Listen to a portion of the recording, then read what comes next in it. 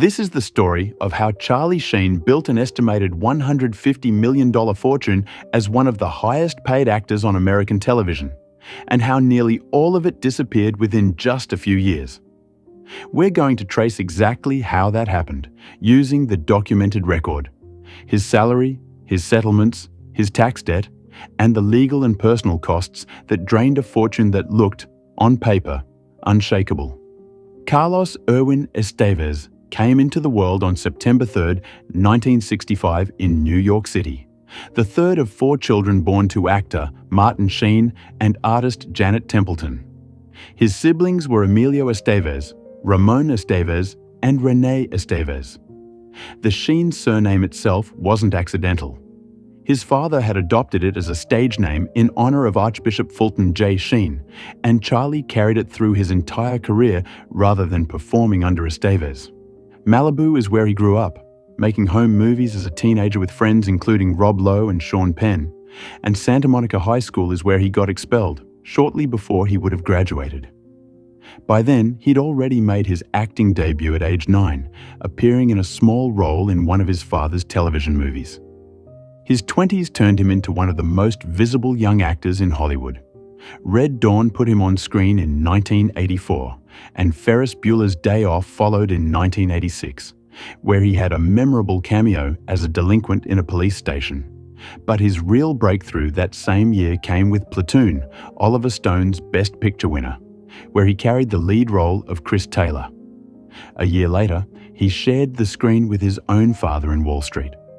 Through the late 80s and into the early 90s, he built a run of recognizable films, including 8 Men Out in 1988, Young Guns alongside his brother Emilio that same year, Major League as the pitcher Wild Thing, Ricky Vaughn in 1989, and The Hot Shots, comedies, with a sequel arriving in 1993 alongside The Three Musketeers.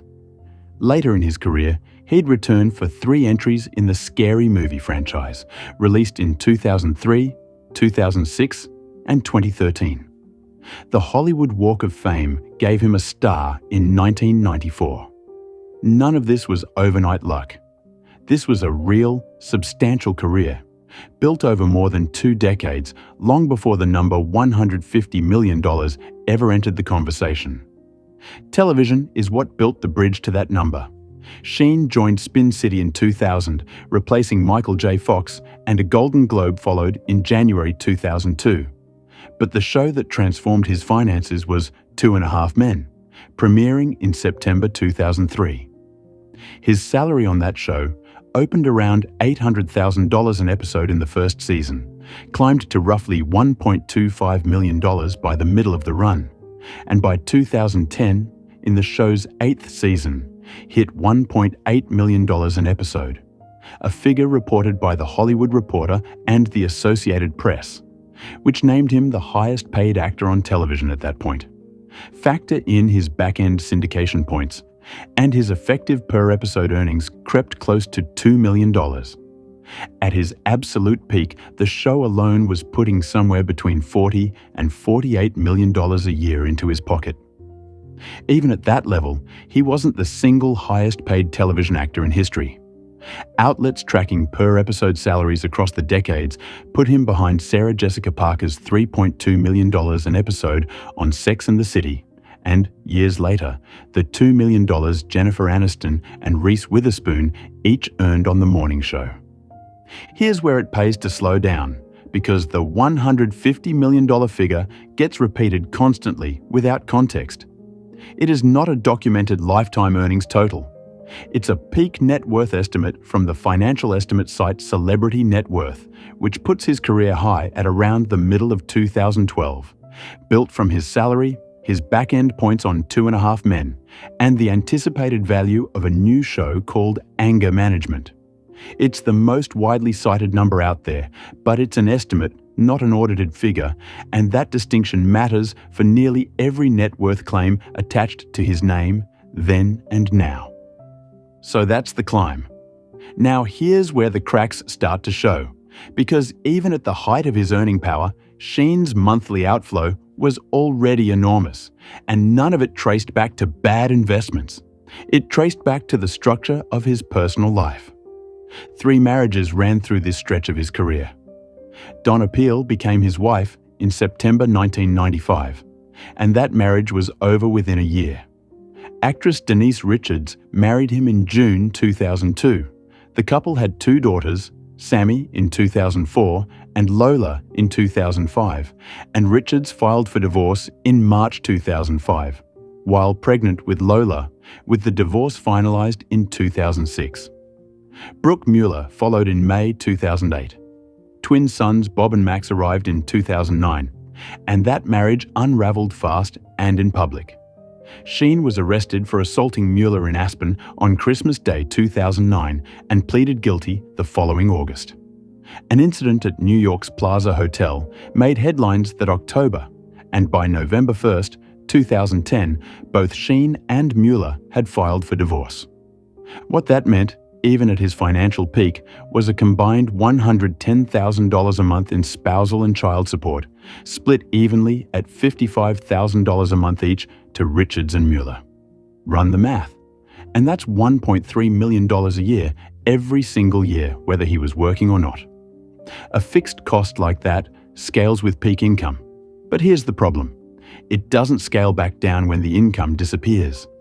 That's one of the structural cracks in a fortune built almost entirely on a single, peaking salary. The lifestyle and the obligations grow to match the highest point of the income, and they stay there. Off-camera during this same stretch, Sheen was sharing his Beverly Hills home with 2 women he called his goddesses, adult film star Brie Olson and graphic designer Natalie Kenley, describing them publicly as the 3 parts of my heart. Both had moved out by the middle of 2011, and Olson later told ABC News the tension in that household had been obvious the whole time. Putting it simply, you could cut the air with a knife sometimes.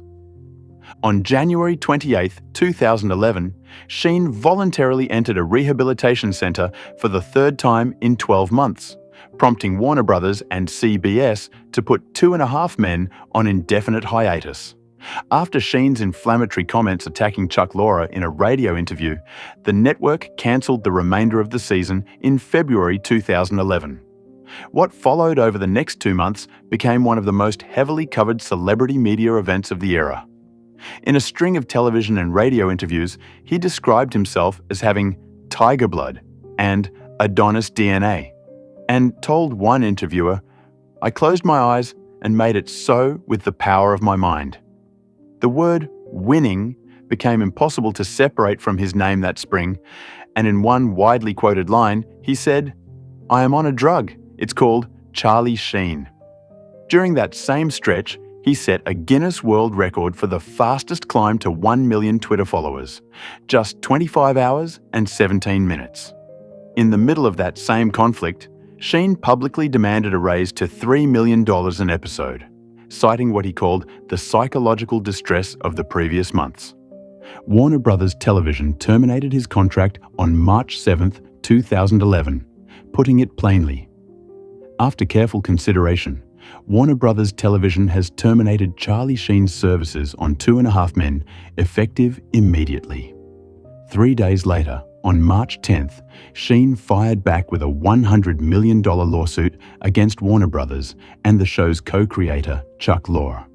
The case settled on September 26, 2011, with terms kept confidential, though reports at the time, including from the Los Angeles Times, put one piece of the deal at around $25 million for episodes already filmed, with other reports suggesting the broader package, syndication payouts included, could run well beyond that over several years. The full total was never made public. CBS didn't go without a lead for long. Ashton Kutcher stepped into the role, reportedly earning around $700,000 an episode, less than half of what Sheen had commanded before his exit. That same September, Comedy Central aired a televised roast built entirely around Sheen's public unraveling, turning the spectacle itself into a one-night special. Years later, his former co-star John Cryer would sum up what those 8 seasons had actually been like, telling the Netflix documentary crew, "I worked with Charlie Sheen for 8 years, and if you wonder what it's like to work with Charlie Sheen for 8 years, when I started, I had hair.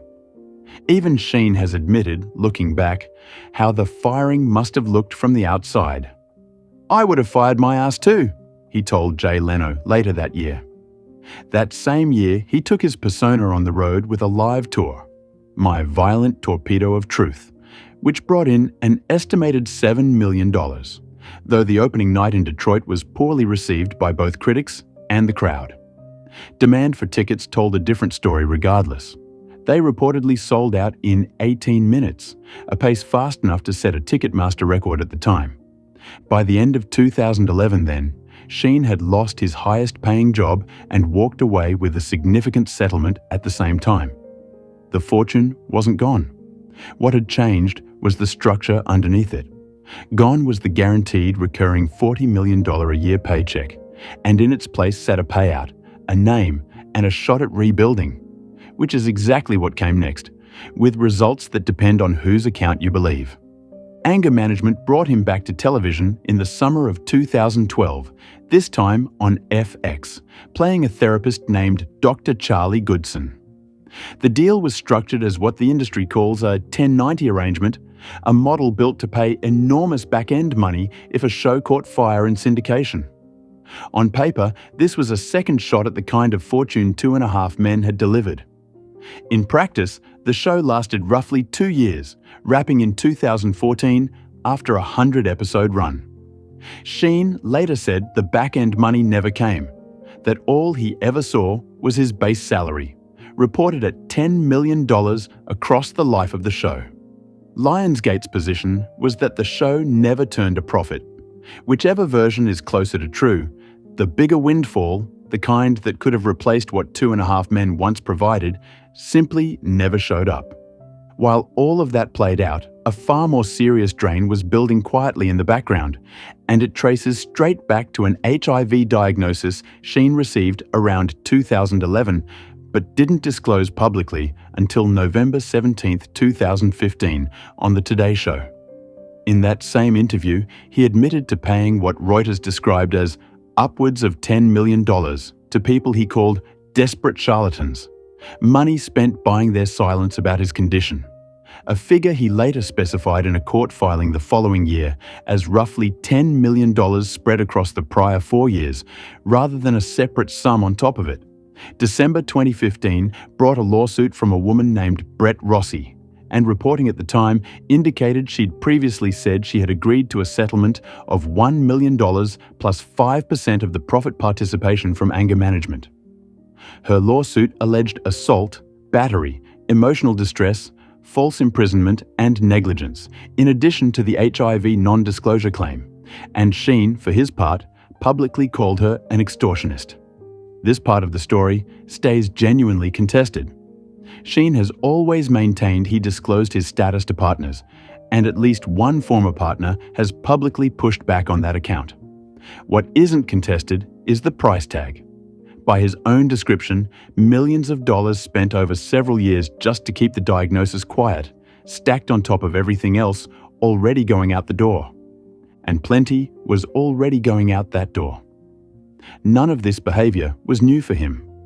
Back in 1995, during the Heidi Fleiss federal money laundering and tax evasion trial, he testified to hiring women from her network at least 27 times, paying more than $53,500 in total. And his line from that testimony has followed him for decades. "I love sex and I can afford it."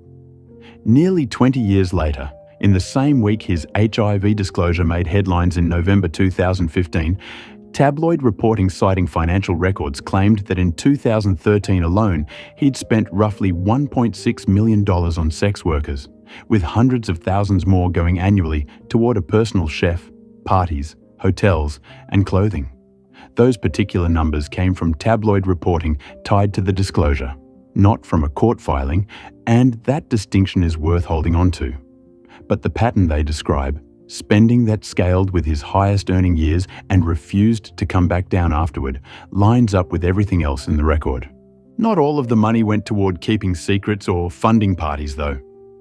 In 2013, Sheen gave Lindsay Lohan $100,000, the fee Lohan was owed for her role in Scary Movie 5, paid out of his own pocket, and the year before that, He'd separately covered roughly $100,000 of her outstanding IRS tax debt. Generosity like that didn't slow the larger pattern down. It's just another version of the same habit. Money moving out faster than it came in, no matter where it ultimately landed. The government eventually caught up with all of it too. Roughly $7 million in unpaid federal taxes piled up across the 2015, 2017, and 2018 tax years. A federal tax lien for nearly $5 million landed on him in February 2016, and the dispute dragged through US tax court for years before the IRS finally accepted an offer in compromise of $3.3 million in July 2022, closing out a debt that had taken more than half a decade to settle. Real estate told the same story in miniature. Near the height of his 2.5 men earnings, in 2006, Sheen bought a mansion in the Mulholland Estates area for $7.2 million. By 2018, he'd listed it for sale. By 2019, it reportedly sat close to foreclosure, and in January 2020, it finally sold for $6.6 million. A documented loss against the original price and a fairly blunt symbol of where things stood. He'd already sold off his future 2.5 men residual payments back in 2016 for a reported $27 million, trading tomorrow's income for cash today. Support payments did eventually shrink. By March 2016, his combined monthly spousal and child support dropped to $55,000.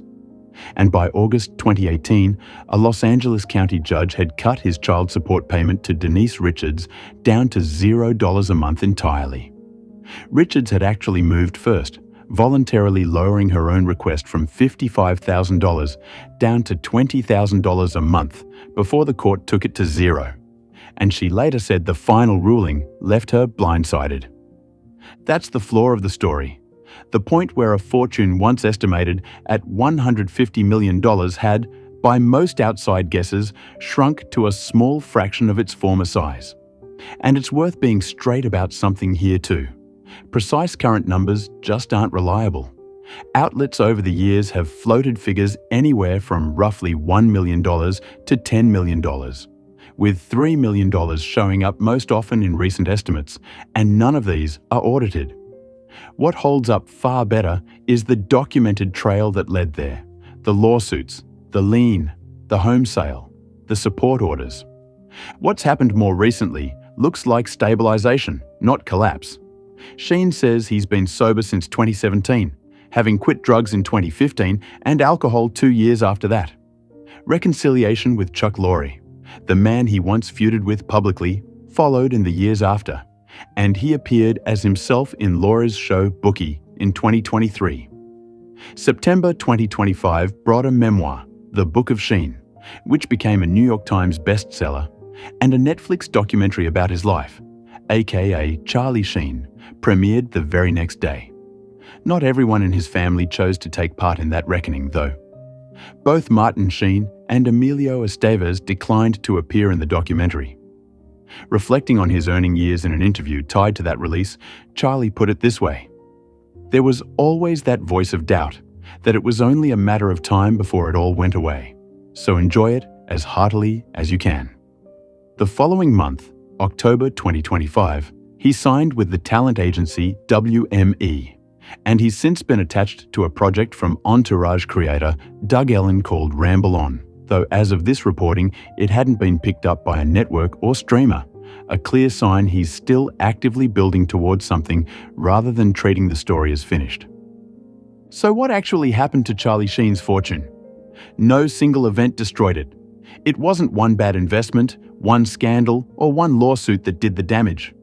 What happened was a fortune built almost entirely on one income source, a per-episode television salary that happened to be the highest in the industry at its peak, sitting underneath a structure of fixed and recurring costs that scaled right alongside it.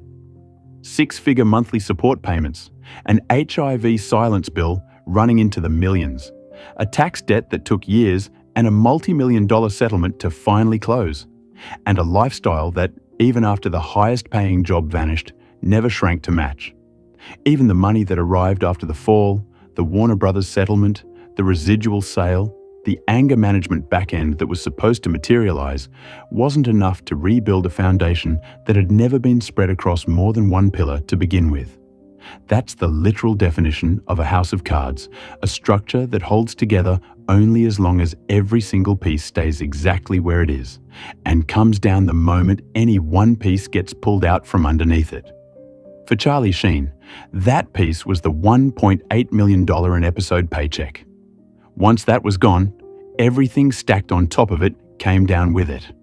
If stories like this one, the real numbers behind the headlines, not the rumors, are what keep you coming back, that's exactly what we build every week here on Backstage Melody. Subscribe now so you don't miss the next one.